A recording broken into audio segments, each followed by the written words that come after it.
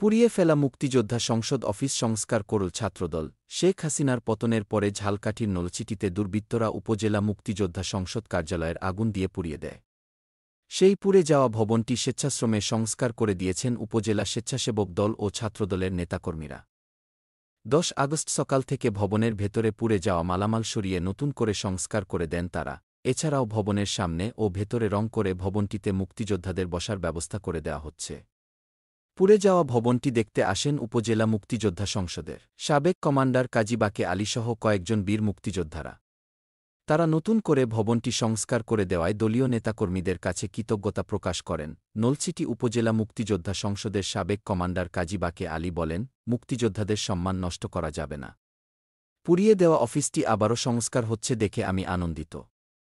স্বেচ্ছাসেবক দল ও ছাত্রদলের নেতাকর্মীরা এখানে স্বেচ্ছায় কাজ করছেন, আমি তাদের ধন্যবাদ জানাই। জামায়াত ইসলাম ক্ষমতায় গেলে মুক্তিযোদ্ধাদের সর্বোচ্চ মূল্যায়ন করা হবে। টাঙ্গাইলে দেশের চলমান পরিস্থিতি ও জামায়াত ইসলাম বাংলাদেশের কার্যক্রম বিষয়ে সাংবাদিকদের সঙ্গে মতবিনিময় করেছে দলটির টাঙ্গাইল জেলা শাখা। শনিবার ১০ আগস্ট দুপুর 12:30টার দিকে টাঙ্গাইল প্রেসক্লাব হল রুমে এ মতবিনিময় সভা হয়। টাঙ্গাইল জেলা শাখার আমির আহসান হাবিব মাসুদ আন্দোলনসহ দলের বর্তমান কার্যক্রম তুলে ধরেন। এ সময় তিনি জানান, প্রতিটি ওয়ার্ডে ওয়ার্ডে কমিটি গঠন করে দলমত নির্বিশেষে মানুষের জানমালের নিরাপত্তাসহ নানামুখী কল্যাণকর কাজ পরিচালনা করছেন। এছাড়া থানা, হিন্দুদের ধর্মীয় প্রতিষ্ঠানে নিরাপত্তার বিধানেও তাদের কর্মীরা নিয়োজিত রয়েছেন। পরে তিনি সাংবাদিকদের নানা প্রশ্নের জবাবে বলেন, দলটি নিষিদ্ধ ও নিবন্ধন বাতিল নিয়ে তেমন গুরুত্ব দিচ্ছে না, তবে দ্রুত সময়ে নিবন্ধন ফিরে পেতে আপিল করবেন তারা। এ সময় মুক্তিযুদ্ধে তাদের ভূমিকা নিয়ে প্রশ্ন করা হলে জেলা শাখার আমির বলেন, জামায়াতে ইসলাম আমরা মুক্তিযুদ্ধকে সর্বোচ্চ মূল্যায়ন করি। জামায়াত ইসলাম ক্ষমতায় গেলে মুক্তিযোদ্ধাদের সর্বোচ্চ মূল্যায়ন করা হবে। জামায়াতের আমিরসহ শীর্ষ নেতাদের ফাঁসি দেওয়া হয়েছে। এ বিচার আমরা মানি না। অন্যায়ভাবে তাদের ফাঁসি দেওয়া হয়েছে। তিনি প্রশ্ন রেখে বলেন, ৭২ সালেই কেন মামলা করা হল না? আবার ক্ষমা করলেন? যাদের নাম নেই তাদের কেন এত বছর পরে অন্যায়ভাবে ফাঁস দেওয়া হল? তাই মুক্তিযুদ্ধ নিয়ে এখনই আমরা বেশি কিছু বলতে চাই না। ন্যায় বিচার প্রতিষ্ঠা হলেই ৭১ সালে জামায়াতের ভূমিকার সত্যতা বেরিয়ে আসবে। বাংলাদেশ পরিবেশ আন্দোলনের বাপা সহসভাপতি ইকবাল হাবিব বলেছেন, মুক্তিযুদ্ধের চেতনার বিরুদ্ধে যারা দাঁড়াচ্ছেন তারা জাতির শত্রু। এই পরিবর্তনের সূচনায় সবার সজাগ থাকতে হবে। সংস্কার যেন মুক্তিযুদ্ধের চেতনার ওপর দাঁড়িয়ে হয়, কোনো মহলের স্বার্থ পূরণের জন্য নয়। শুক্রবার রাজধানীর শাহবাগে জাতীয় জাদুঘরের সামনে সহিংসতামুক্ত সম্প্রীতির বাংলাদেশ চাই শীর্ষক এক কর্মসূচিতে ইকবাল হাবিব এসব কথা বলেন। বাপার সহসভাপতি বলেন, যতবার দেশ পথ হারিয়েছে ততবার তরুণ ছাত্রসমাজ তা মেরামত করেছে এবং গণতন্ত্রকে ফিরিয়ে আনার চেষ্টা করেছে। এবারের চেষ্টায় নতুন অধ্যায় সৃষ্টি হয়েছে। মনে রাখা দরকার, বৈষম্যহীন সমাজ গড়ার লক্ষ্যে যে পরিবর্তনের সূচনা, সেখানে কোনো বিজয় আনন্দ করার সুযোগ নেই। ইকবাল হাবিব আরও বলেন, যারা বিভিন্ন স্থাপনা, মন্দির মসজিদ ধ্বংস করতে চান, যারা প্রতিহিংসা ছড়িয়ে অরাজকতা করতে চান, এই গণঅভ্যুত্থানকে মলিন করতে চান, তাদের জায়গা নেই। বৈষম্যহীন সমাজ ও অন্তর্ভুক্তিমূলক নগরায়নের লড়াই ছিল, তা থাকবে। শিক্ষার্থীদের রক্ত বৃথা যেতে দেওয়া যাবে না। সম্প্রীতির মধ্য দিয়ে বিদ্বেষ নিরসন করে বৈষম্যহীন বাংলাদেশ গড়তে হবে। বাপার সাধারণ সম্পাদক মো. আলমগীর কবিরের সঞ্চালনায় কর্মসূচিতে আরও বক্তব্য দেন বাপার কোষাধ্যক্ষ জাকির হোসেন, যুগ্ম সম্পাদক মিহির বিশ্বাস, অধ্যাপক আহমেদ কামরুজ্জামান মজুমদার, হুমায়ুন কবির প্রমুখ। জুলাই-আগস্ট মাসে ছাত্রজনতার আন্দোলন দমন করার জন্য যেসব হত্যাকাণ্ড ঘটেছে, সেসবের সঙ্গে জড়িতদের দ্রুত বিচারের আওতায় আনার ব্যবস্থা করাসহ ৫টি সিদ্ধান্ত নিয়েছে আইন, বিচার ও সংসদ বিষয়ক মন্ত্রণালয়। আজ শনিবার আইন মন্ত্রণালয়ে আইন ও বিচার বিভাগের কর্মকর্তাদের সঙ্গে সভা করে এসব সিদ্ধান্ত নেওয়া হয়েছে। গত বৃহস্পতিবার রাতে অন্তর্বর্তী সরকারের শপথের পর আইন, বিচার ও সংসদ বিষয়ক উপদেষ্টা আসিফ নজরুল আজ প্রথম সচিবালয়ে আসেন। সভায় নেওয়া বাকি ৪টি সিদ্ধান্ত হল, গত ১ জুলাই থেকে ৫ আগস্ট পর্যন্ত ছাত্রজনতার আন্দোলন দমন করতে যেসব ফৌজদারি মামলা হয়েছে, সেগুলো আগামী ৩ কর্মদিবসের মধ্যে প্রত্যাহারের পদক্ষেপ নেওয়া হবে। শিশু-কিশোর উন্নয়ন কেন্দ্রে যেসব শিশু-কিশোর মিথ্যা ও হয়রানিমূলক মামলায় আটক রয়েছে, তাদের আগামী ৩ কর্মদিবসের মধ্যে ছেড়ে দেওয়ার ব্যবস্থা করা হবে। সন্ত্রাস দমন আইন এবং সাইবার নিরাপত্তা আইনে দায়ের করা মিথ্যা ও হয়রানিমূলক মামলাগুলো দ্রুত প্রত্যাহার করার ব্যবস্থা গ্রহণ করা হবে। আইন ও বিচার বিভাগের ১৬৪৩০ নম্বরে সরকারি আইনগত সহায়তার টোল ফ্রি জাতীয় হেল্পলাইন নম্বর মিথ্যা ও হয়রানিমূলক মামলার ক্ষেত্রে সহায়তা দেওয়ার ব্যবস্থা করা হবে। ড. মুহাম্মদ ইউনূসের নেতৃত্বে গঠিত হয়েছে অন্তর্বর্তীকালীন সরকার।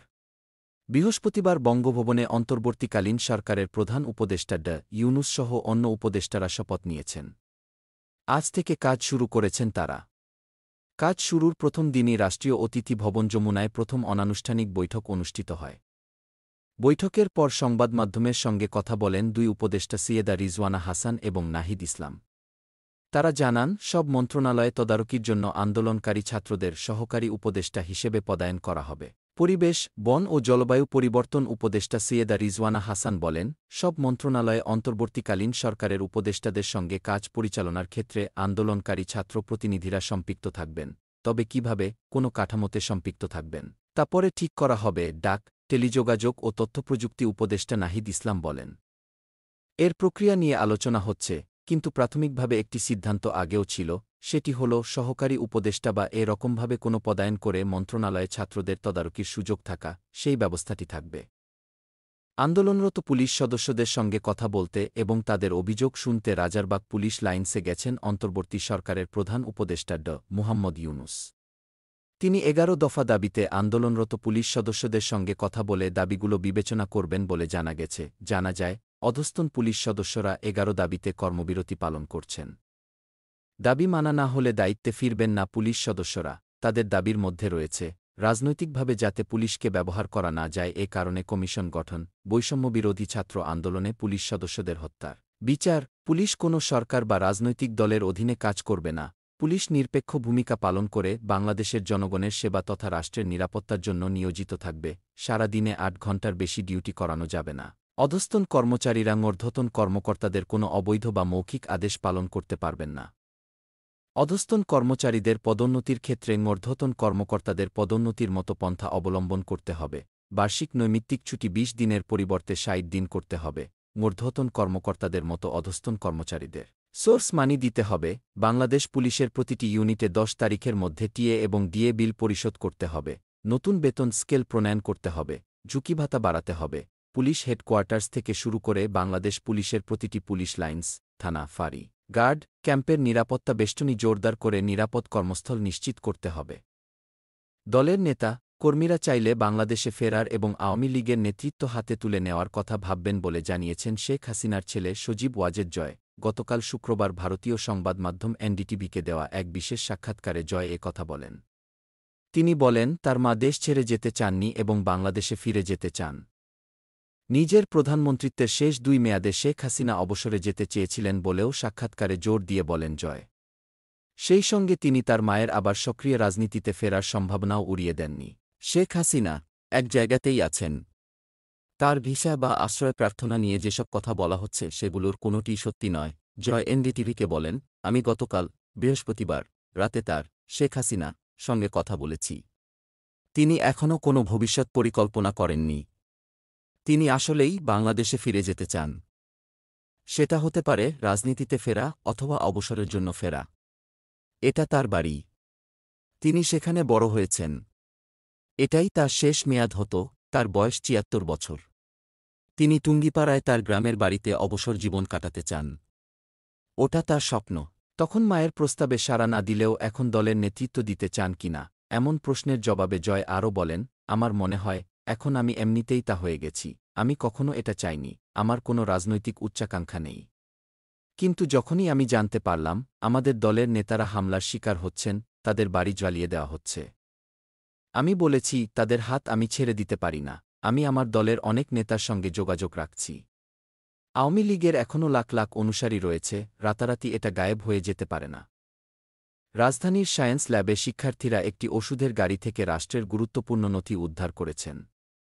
শুক্রবার দুপুরের দিকে এ ঘটনা ঘটে। প্রত্যক্ষদর্শী সূত্রে জানা গেছে, শিক্ষার্থীরা সায়েন্স ল্যাবে সড়কের শৃঙ্খলার দায়িত্ব পালন করছিলেন। ওষুধের গাড়িটি পার হওয়ার সময় সন্দেহ হলে শিক্ষার্থীরা চালককে জিজ্ঞাসাবাদ করেন। চালক গাড়ির ভেতরে ওষুধ আছে দাবি করলেও দরজা খুলতেই দেখা যায় সাবেক অ্যাটর্নি জেনারেল এম আমিন উদ্দিনের গাড়িচালক ওষুধের গাড়িতে করে রাষ্ট্রের গুরুত্বপূর্ণ নথি নিয়ে পালাচ্ছিলেন। কিন্তু চালক দরজা না খুলে তাড়াহুড়ো শুরু করেন। এরপর জোর করা হলে এবং অন্য সব শিক্ষার্থী একত্রিত হয়ে গাড়ি ঘেরাও করলে তিনি বাধ্য হয়ে দরজা খোলেন। এরপর বেরিয়ে আসে ভেতরের চিত্র, সেখানে রাষ্ট্রের গুরুত্বপূর্ণ নথি পাওয়া যায়। অপর এক শিক্ষার্থী বলেন, গাড়িচালকের লাইসেন্সও ছিল না। এতে বেশি সন্দেহ হয় আমাদের। তারপর আমরা লাইভে থেকে গাড়ির ভেতরে কি ছিল তা খুলে দেখাই।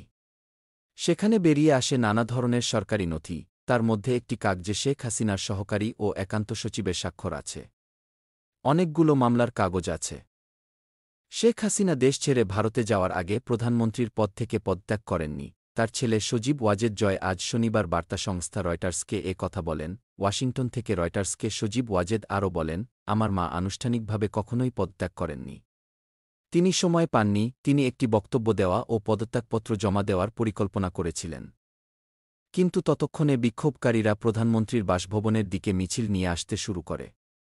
তাই সময় ছিল না, আমার মা নিজের ব্যাগ পর্যন্ত গোছাতে পারেননি। সংবিধান অনুযায়ী তিনি এখনও বাংলাদেশের প্রধানমন্ত্রী। জয় আরও বলেন, কিন্তু রাষ্ট্রপতি সশস্ত্র বাহিনীর প্রধান ও বিরোধী দলীয় রাজনীতিবিদদের সঙ্গে আলোচনা করে সংসদ ভেঙে দিয়েছেন। প্রধানমন্ত্রীর আনুষ্ঠানিক পদত্যাগ ছাড়া অন্তর্বর্তী সরকারের গঠন আদালতে চ্যালেঞ্জের মুখে পড়তে পারে। শেখ হাসিনার আওয়ামী লীগ পরবর্তী নির্বাচনে অংশ নেবে বলে জানান জয়। তিনি বলেন, ৩ মাসের মধ্যে এই নির্বাচন হতে হবে। সজীব ওয়াজেদ আরও বলেন, আমি নিশ্চিত আওয়ামী লীগ ক্ষমতায় আসবে। যদি তা না হয় আমরা বিরোধী দল হব। দুটির যে কোনোটিই ভালো।